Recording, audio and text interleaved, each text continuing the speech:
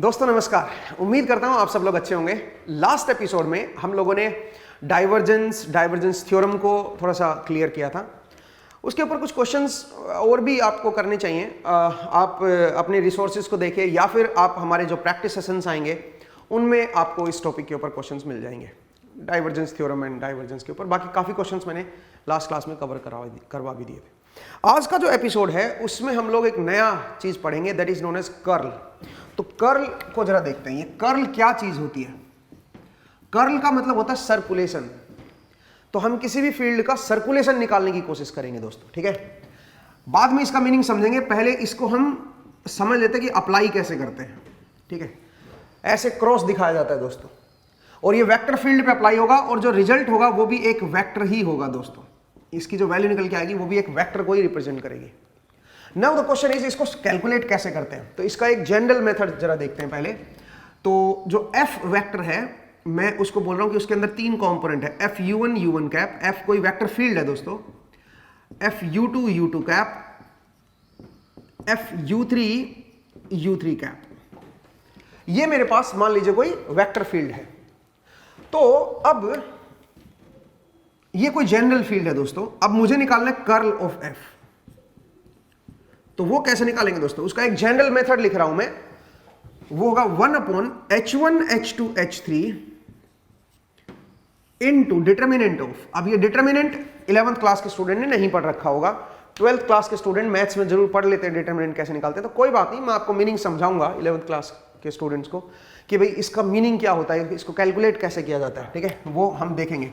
आप यहां पे लिख सकते हो h1 u1 cap, h2 u2 cap, h3 u3 cap, ठीक है। आपको याद रखना है भाई, del by del u1, del by del u2 and del by del u3। h1 f u1, h2 f u2, h3 f u3। ये होगा दोस्तों। आपको ये कैलकुलेट करना है इसका डिटर्मिनेंट, तो उससे आपके पास कर्ल आ जाएगा। अब आप बोलोगे सर ये डिटर्मिनेंट कैलकुलेट करते कैसे हैं, 11th क्लास के स्टूडेंट को नहीं पता होता। तो जरा देखिए इसको कैसे कैलकुलेट करेंगे। मैं इसको जरा ओपन करके दिखा देता हूं आपको कि इसको अगर मैं ओपन करूं, इस डिटर्मिनेंट को, इसको बोलते हैं डिटर्मिनेंट। डिटर्मिनेंट जब भी आपके दो लाइनों के बीच में अगर ऐसे ये रो आ रखी हो और कॉलम आ रखे हो तो इसको आप डिटर्मिनेंट बोलोगे। तो इसको निकालते कैसे हैं, बड़ा आसान है दोस्तों। जरा देखिए इसको अगर मैं लिखना चाहूं तो कैसे लिखूंगा, एक मिनट भाई। देखिए दोस्तों इसको कैसे लिखेंगे, इसको लिखेंगे 1/h1 h2 h3। ये तो भारी था, इनटू, अब जरा ध्यान से देखिएगा, पहले ये एलिमेंट उठाओ h1 u1 कैप। अब जिस रो में ये है और जिस कॉलम में है ये है, उसको छोड़ दो, इस रो को छोड़ दो, इस कॉलम को छोड़ दो, बचे सिर्फ ये चार एलिमेंट। दिस इंटू दिस करो, माइनस दिस इंटू दिस करो। तो दिस इंटू दिस करोगे तो क्या बन जाएगा, del by del u1 of, बोलिए, h3 f u3 माइनस क्या हो जाएगा बताओ, del by del u3 of, क्योंकि डेरिवेटिव तो एक ऑपरेटर है ना, उसको हमेशा आगे रखते हैं, del by del u3 of h2 f u2, h2 f u2, ठीक है भाई। ये हम यहां पे लिखेंगे, ये पहला एलिमेंट आएगा। इसका जो कोफिशिएंट है दिस इनटू, ये रो छोड़ दो, ये कॉलम छोड़ दो, this into this minus this into.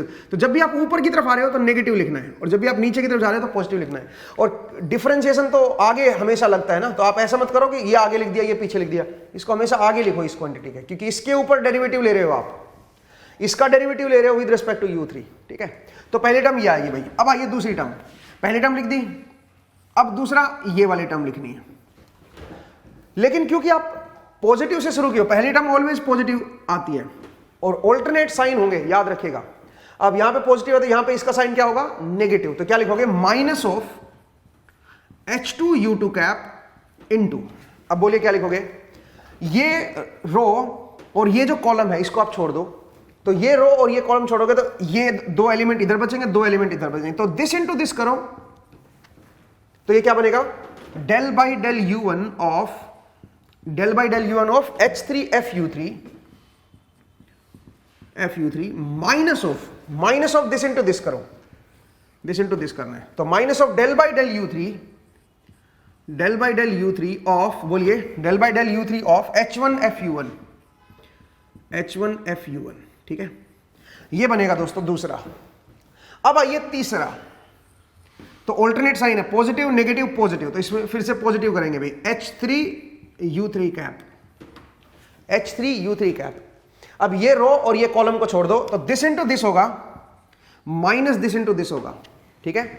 तो अब बताओ दिस इंटू दिस करोगे तो क्या बन जाएगा, del by del U1 of, हमने ये रो ये कॉलम छोड़ दिया ना भाई, ठीक है, मैंने गलती कर दी ना भाई, पहले इसको लिखने में गलती कर दी ना, H1U1 कैप, तो ये रो और ये कॉलम छोड़ दो, तो पहला क्या बनेगा, डेल बाई डेल U2 आएगा भाई, यहां पे del by del U2 of, माफ कीजिएगा, del by del U2 of H3FU3 minus del by del U3 of H2FU2, ये सही है।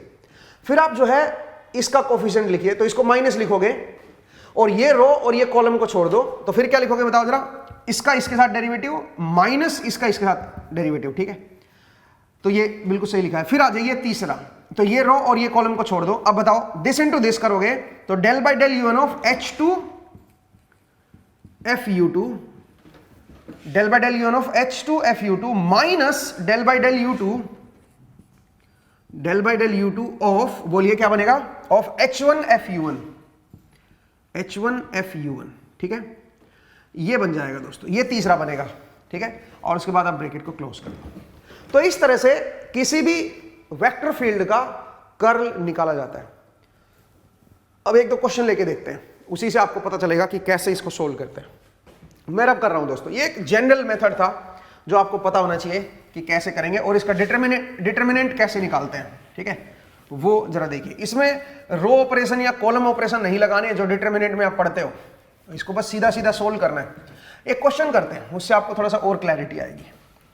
तो क्वेश्चन क्या है, मान लीजिए आपको कोई वेक्टर फील्ड दे दी है, और वेक्टर फील्ड दे रखी है 2x² i cap plus 4xy j cap plus z³ k cap, मान लीजिए ये दे रखा है 2z³ k कैप, और मुझे निकालना है कर्ल ऑफ f। तो कर्ल ऑफ f कैसे निकालेंगे भाई, कार्टेशियन कोऑर्डिनेट सिस्टम है, तो कार्टेशियन में आप dl को लिखो सबसे पहले। dl क्या होता है, dx i cap plus dy j cap plus dz k cap, ये मेरा क्या होता है, dl होता है दोस्तों, स्मॉल लेंथ। तो अगर मैं h1 h2 h3 की बात करूं, h1 h2 h3, तो ये क्या बन जाएंगे, ये सारे 1 बन जाएंगे दोस्तों, क्योंकि इनके कोफिशिएंट सबके 1 1 1 है।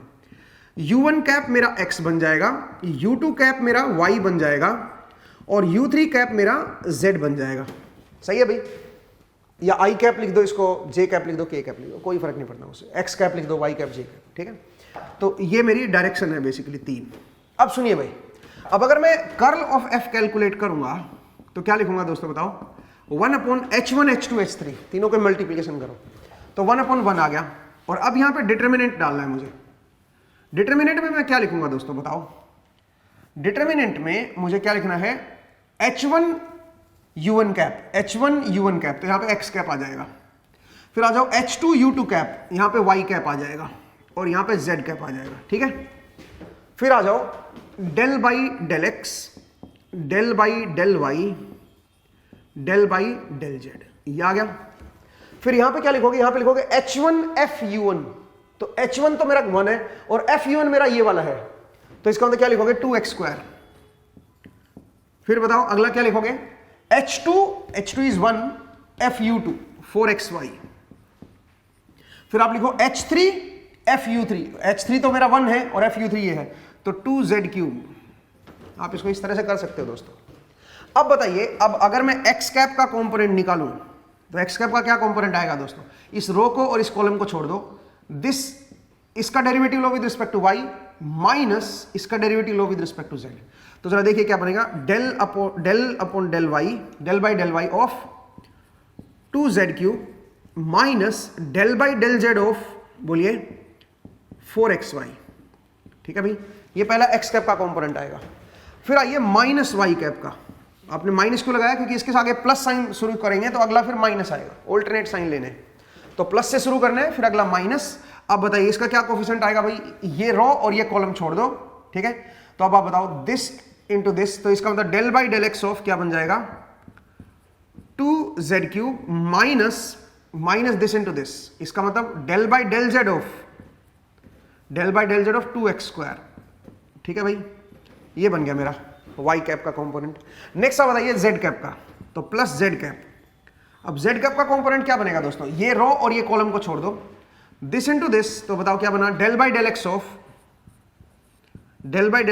4xy minus del by del x of 4xy minus del by del y of 2x²। तो इस तरह से आप जो है ये तीनों कंपोनेंट लिखोगे कर्ल ऑफ एफ में। आसान कहानी थी भाई, एक बार ये लिख लोगे ना उसके बाद तो सोल्व करना इजी है। अब जरा देखो ये क्या बनेगा, ये बनेगा 0।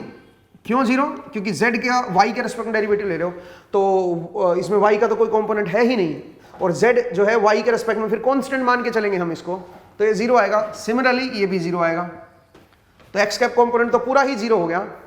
नेक्स्ट आइए ये भी 0 बनेगा भाई। क्यों 0 बनेगा? क्योंकि यहाँ पे z लिखा हुआ है, x के रेस्पेक्ट में डेरिवेटिव इसका 0 आएगा, और ये भी 0 आएगा क्योंकि यहाँ पे x लिखा हुआ है और ये z के रेस्पेक्ट में डेरिवेटिव ले रहे हो, तो ये भी 0 बनेगा।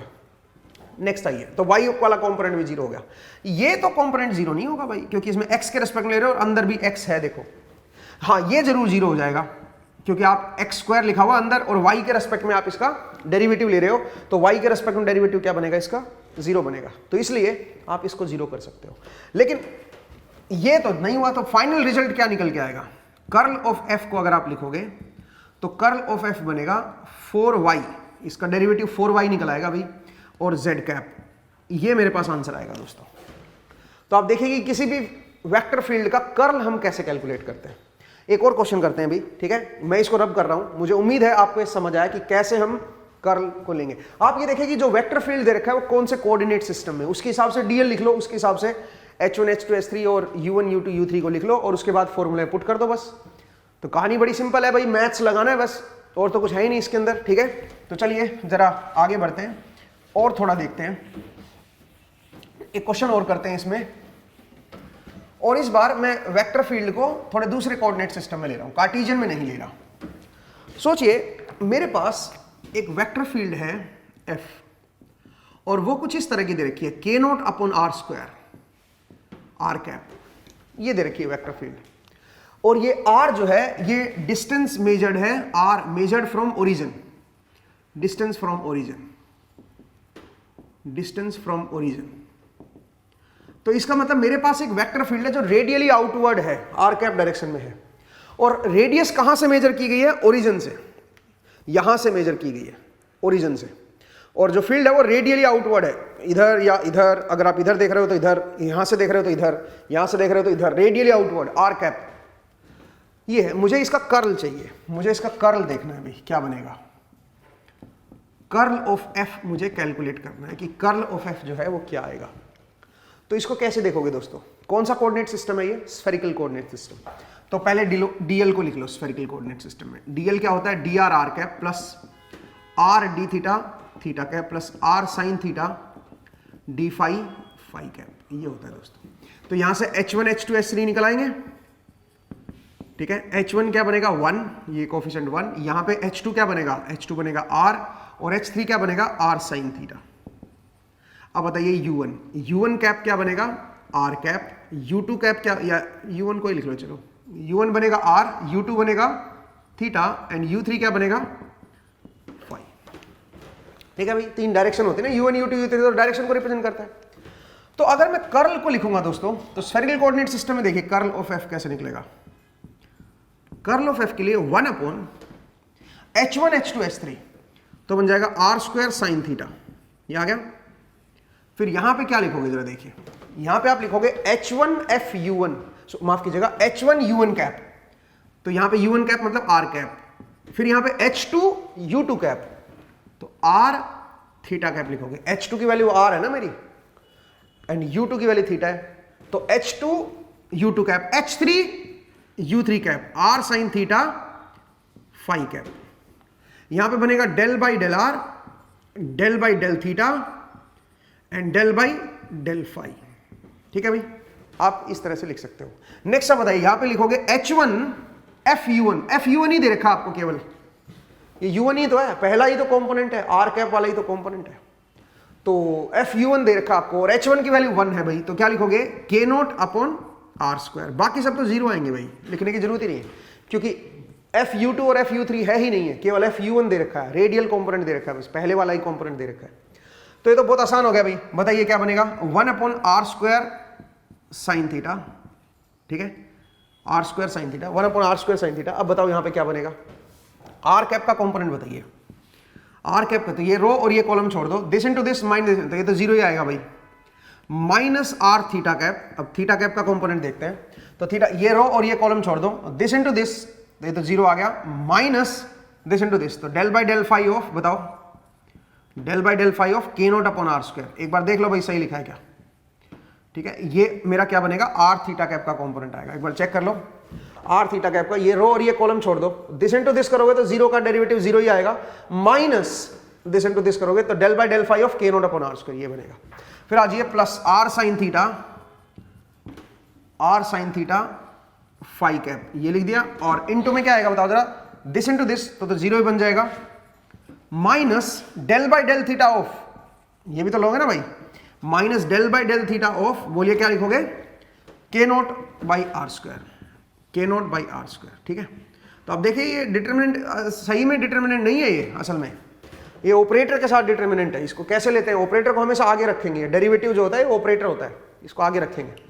तो अब आप बताइए, ये तो खैर खत्म ही हो गया, ये भी खत्म हो गया दोस्तों, क्योंकि ये भी जीरो ही है। क्यों जीरो है, बिकॉज इसमें फाई का कोई कंपोनेंट नहीं है। सिमिलरली ये भी जीरो ही है, क्योंकि इसमें थीटा का कोई कंपोनेंट नहीं है, तो पूरा फंक्शन ही जीरो हो गया यार। तो इसका मतलब आंसर क्या आएगा, जीरो। तो इसका मतलब यहां पे कर्ल ऑफ एफ क्या बनेगा, जीरो, ठीक है। कर्ल ऑफ एफ मेरा क्या आंसर आएगा, जीरो आंसर आएगा। अब एक चीज आपको याद रखनी है, ऐसी फील्ड जिसका कर्ल जीरो आ जाए उसको बोलते हैं इररोटेशनल field.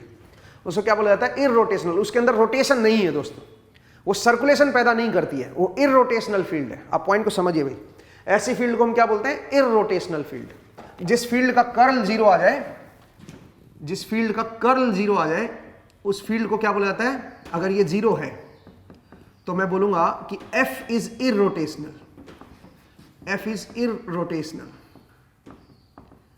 F is irrotational field, F मेरी इररोटेशनल फील्ड है। और आप ये भी कह सकते हो F is conservative field, F is conservative field. Conservative को चेक करने का एक और तरीका पता चल गया मुझे। आप याद करो कंजर्वेटिव फील्ड को कैसे चेक करते थे। आप बोलोगे सर कंजर्वेटिव क्यों, आगे चल के इसका मतलब समझाऊंगा कि मैं इसको कंजर्वेटिव क्यों बोल रहा हूं। बस फिलहाल के लिए बस आप लिख लो कि कंजर्वेटिव फील्ड कैसे चेक करते हैं। अगर किसी वेक्टर फील्ड का कर्ल जीरो आ जाए तो उस फील्ड को बोलते हैं कंजर्वेटिव फील्ड। आपको याद दिलाता हूं कंजर्वेटिव फील्ड की क्या डेफिनेशन होती थी, ठीक है। देखिए हमने लाइन इंटीग्रल में पढ़ा था कंजर्वेटिव फील्ड को, ठीक है। अब जरा मैं उसी को दोबारा याद दिलाता हूं आपको। लाइन इंटीग्रल में हमने देखा था कि मान लीजिए आप कोई फील्ड का क्लोज्ड, दो तीन डेफिनेशन बताई थी कंजर्वेटिव देखने की।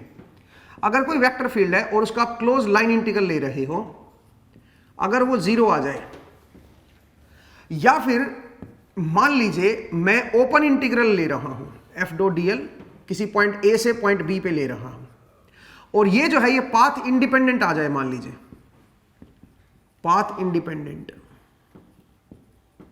लाइन इंटीग्रल है ए से बी, कोई भी ए पॉइंट है, कोई कोऑर्डिनेट सिस्टम है, उसमें कोई ए पॉइंट है और बी पे जा रहे हो। अब ए से बी पे आप चाहे ऐसे जाओ, ठीक है, ऐसे जाके ऐसे, या फिर ऐसे जाओ, या फिर कहीं से घूमते फिरते जाओ, ठीक है। अगर आंसर सेम रहे, पाथ इंडिपेंडेंट आ जाए, तो भी उसी को हम क्या उसको क्या बोलेंगे, कंजर्वेटिव फील्ड बोलेंगे, उसको हम कंजर्वेटिव फील्ड बोलेंगे, ठीक है।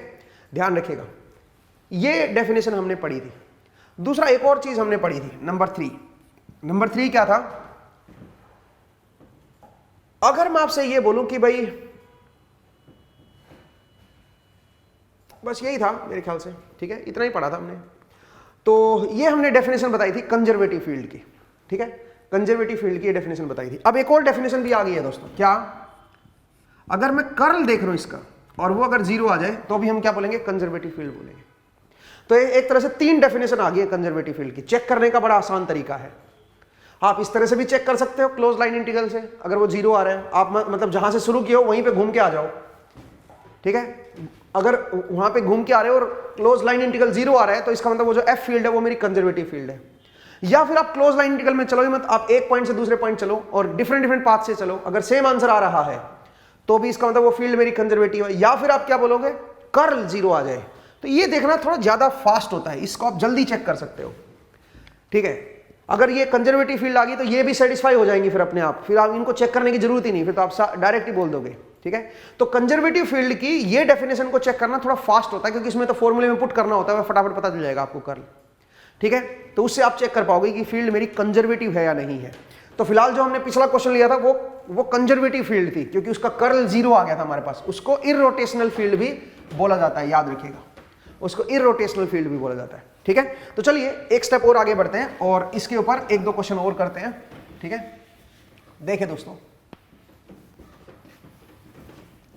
अगर मैं आपसे बोलूं कि मेरे पास एक फील्ड है और वो कुछ इस तरह से दे रखी है, k0/r² फाई कैप, ये फील्ड दे रखी है। मुझे देखना है कि ये कंजर्वेटिव है या नहीं है, ठीक है। या मुझे देखना है कि भाई ये फील्ड जो है वो इररोटेशनल है या नहीं है, या रोटेशनल फील्ड है, देखते हैं। तो उसके लिए क्या करेंगे, ये कौन सा कोऑर्डिनेट सिस्टम है दोस्तों, आपको दे रखा है r is measured, r is distance from z axis, ठीक है, distance from z axis, z axis के डिस्टेंस है, इसका मतलब सिलेंड्रिकल कोऑर्डिनेट सिस्टम है दोस्तों। r जो है वो z एक्सिस के साथ मेजर की गई है, ठीक है। ये सिलेंड्रिकल कोऑर्डिनेट सिस्टम है, r जो है यहां से मेजर की गई है और डायरेक्शन क्या है, फाई कैप की तरफ, टेंजेंशियल डायरेक्शन है इसकी। तो इसका मतलब इसका कर्ल कैसे निकालेंगे, ठीक है। तो कर्ल निकालने के लिए क्या करेंगे दोस्तों, कर्ल ऑफ f, ये अपने को बताना है, इसी से पता चल जाएगा कि कंजर्वेटिव है या नहीं है। तो उसके लिए पहले dl लिख लो। तो सिलेंड्रिकल कोऑर्डिनेट सिस्टम में dl क्या होता है, dr r cap plus r d phi cap plus dz z cap. तो यहां से आप h1 को देखोगे, h1 h2 h3 को निकाल सकते हो भाई, यहां से बोलिए। h1 मेरा बनेगा 1, h2 क्या बनेगा मेरा r, h3 क्या बनेगा 1। फिर आज ये u1 u2 u3, तो u1 u2 u3 क्या बनेंगे, यहाँ पे u1 बनेगा r, यहाँ पे u2 बनेगा फाई और u3 बनेगा z, ठीक है भाई। तो अब तो बस फॉर्मूले में पुट करना है भाई कर्ल ऑफ f के। तो curl of f will be equal to, मैं इधर लिख रहा हूं, curl of f will be equal to 1/h1 h2 h3, तीनों को मल्टीप्लाई कर दो तो 1/r आ जाएगा। और अंदर क्या बनेगा, अंदर जरा देखिए, डेल बाई डेल u1, तो डेल बाई डेल r और h1 साथ में आएगा, h1 नहीं मैं गलत लिख रहा हूं भाई, h1 u1 कैप, ठीक है। तो डेल बाई, ये तो सेकंड रो में आता ना, तो h1 u1 कैप, तो ये बनेगा r कैप। फिर आ जाओ h2 u2 cap, r phi cap, and यहां पे h3 u3 कैप, h3 1 है, u3 कैप z कैप आ जाएगा। Del by del r, del by del phi, del by del z, ये आ गया। अब यहां पे बताइए क्या लिखोगे, यहां पे लिखोगे h1 f u1, तो r कैप वाला कंपोनेंट तो है ही नहीं ना इसमें, f u1 मतलब क्या लिखोगे, r कैप वाला कंपोनेंट को f u1 बोलेंगे ना, तो वो तो है ही नहीं, तो यहां पे तो 0 लिख दोगे। फिर आप लिखोगे h2 f u2, ये u2 कंपोनेंट है, क्योंकि इसमें 3 डायरेक्शन होती है सिलेंडर में, r फाई z। तो दूसरी वाली जो डायरेक्शन है ना वो दे रखी है आपको, तो इसका मतलब f u2 दे रखा है। तो f u2 क्या बनेगा, यहां पे h2 f u2, h2 की वैल्यू r है, और f u2 क्या बन जाएगा, k0/r², k0/r², और यहां पे आ जाएगा 0, f3 u3, h3 f u3, तो f u3 तो 0 आएगा भाई, और h3 की वैल्यू जो भी हो 0 ही बन जाएगा। तो यहां से आप इसको कैंसिल करके r लिख दो सिर्फ, तो k0/r आ जाएगा यहां पे, ठीक है, k0/r, सही है भाई। तो अब आप जरा देखिए क्या बनेगा, ये कर्ल ऑफ f जरा निकालते हैं, 0 आ रहा है कि नॉन 0 आ रहा है। तो 1/r तो मेरे पास बाहर आ गया, अंदर जरा देखिए भाई, अंदर क्या है, r कैप का कंपोनेंट देखिए, r कैप का कंपोनेंट क्या बनेगा, दिस इनटू दिस, तो ये तो 0 ही हो जाएगा, minus this into this, del by del z of this, तो ये भी 0 ही आएगा। क्यों भाई, क्योंकि लिखने की क्या जरूरत है यार, इसमें z कंपोनेंट है ही नहीं, तो डेरिवेटिव इसका विद रिस्पेक्ट टू z करोगे तो 0 ही तो आएगा, ठीक है। माइनस अब आ जाओ r phi cap, r phi cap का देखते हैं। तो इस कॉलम को और इस रो को छोड़ दो, दिस इनटू दिस करोगे तो 0 ही बनेगा, माइनस दिस इनटू दिस करोगे तो ये भी 0 ही आएगा दोस्तों। फिर आ जाओ z कैप का कंपोनेंट देखते हैं। तो इस रो को और इस कॉलम को छोड़ दो, दिस इनटू दिस, अब ये नॉन 0 आएगा भाई, del by del r of k0/r, del by del r of k0/r, ये नॉन 0 आएगा दोस्तों, ठीक है, माइनस दिस इनटू दिस, तो ये तो 0 है, तो ये आगे वाला 0 ही बन जाएगा। ठीक है भाई, तो जरा देखिए इस तरह से हम इसको लिखेंगे। तो ये तो खैर खत्म हो गया, ये भी खत्म हो गया, लेकिन z कैप वाला कंपोनेंट स्टिल हमारे पास रहा। तो कर्ल ऑफ f क्या बनेगा, curl of f non zero आ गया दोस्तों, 1/r तो यहां पे बाहर आ गया। इसका जब आप डेरिवेटिव लोगे तो क्या बनेगा, minus of k naught by r square, ठीक है, ये आ जाएगा और z कैप भी आ जाएगा। इसका मतलब नॉन जीरो आ गया कर्ल ऑफ f। तो इसका मतलब ये फील्ड कैसी है, ये रोटेशनल फील्ड है, इसका कर्ल जीरो, ये नॉन कंजर्वेटिव फील्ड है, ये कंजर्वेटिव फील्ड नहीं है दोस्तों। इस फील्ड में अगर आप किसी एक पॉइंट से दूसरे पॉइंट पे जाओगे तो जो उसका लाइन इंटीग्रल आएगा वो पाथ डिपेंडेंट आएगा, वो पाथ डिपेंडेंट आएगा, ठीक है। मुझे उम्मीद है आपको ये समझ आया कि कैसे हम कर्ल निकालेंगे अलग अलग कोऑर्डिनेट सिस्टम में। तो बड़ा आसान है, आपको वैल्यूज पुट करनी है, ठीक है। एक क्वेश्चन और लेते हैं इसके ऊपर।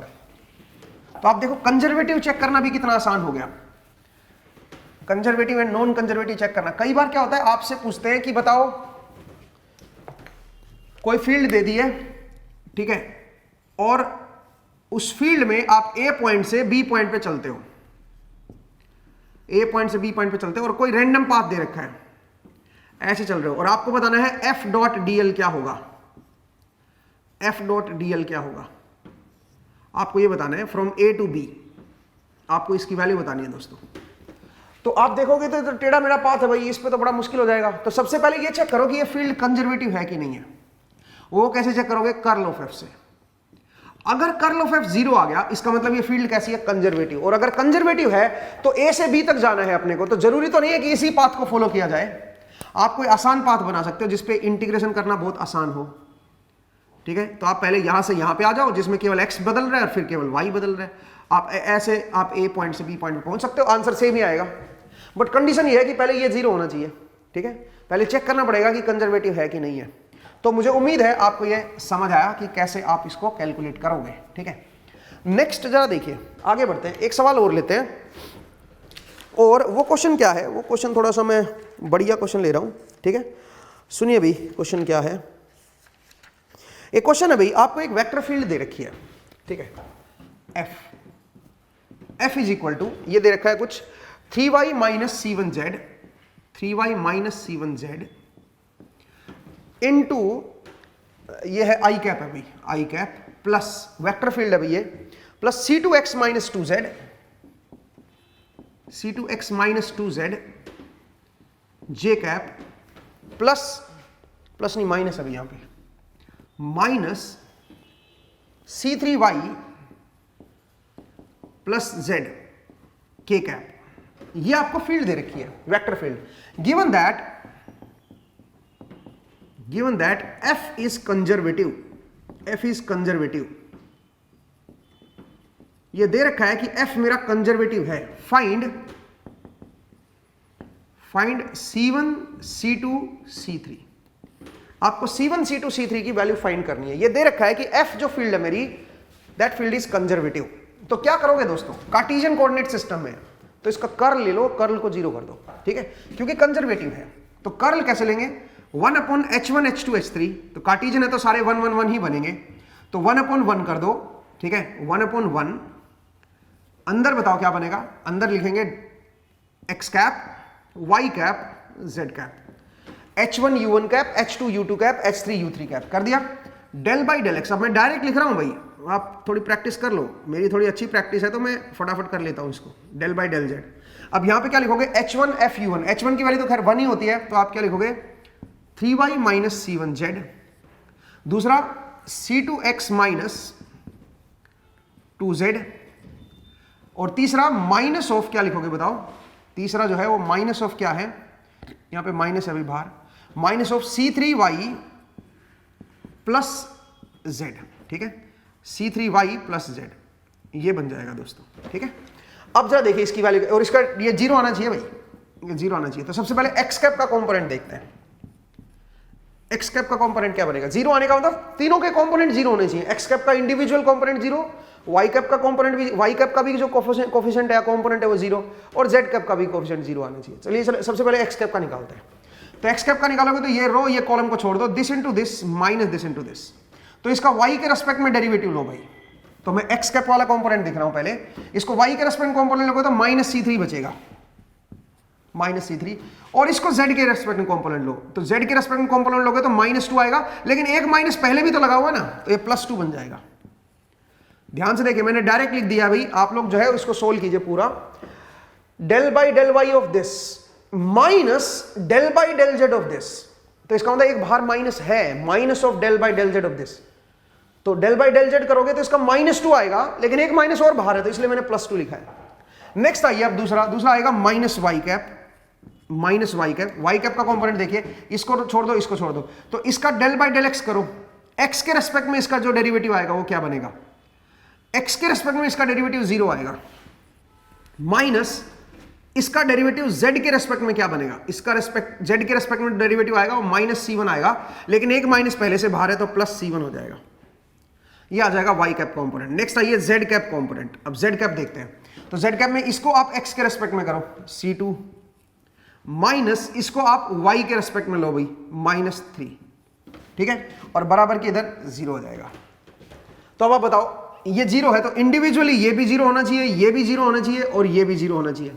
तो अगर मैं इसको 0 करूंगा तो c3 की वैल्यू क्या आ जाएगी 2, इसको 0 करूंगा तो c1 की वैल्यू आएगी 0, और इसको 0 करूंगा तो c2 की वैल्यू आ जाएगी 3।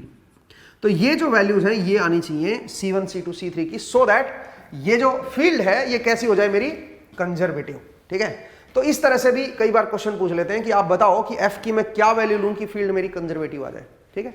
आसान तरीका है, इस तरीके से आप चेक कर सकते हो। आज की क्लास में हमने कंजर्वेटिव फील्ड को देखा है, मतलब कर्ल को देखा है कि कर्ल कैसे कैलकुलेट करते हैं। अगली क्लास में जब आपसे मुलाकात होगी तो हम एक नई चीज पढ़ेंगे, दैट इज स्टोक्स थ्योरम, ठीक है। तो स्टोक्स थ्योरम क्या होती है उसको हम डिस्कस करेंगे, वो भी आसान ही है, वो लाइन इंटीग्रल को आसान कर देती है। कई बार आप जो लाइन इंटीग्रल निकालते हो उसको इजी वे में कैसे कैलकुलेट करें वो आपको निकाल के बता देती है।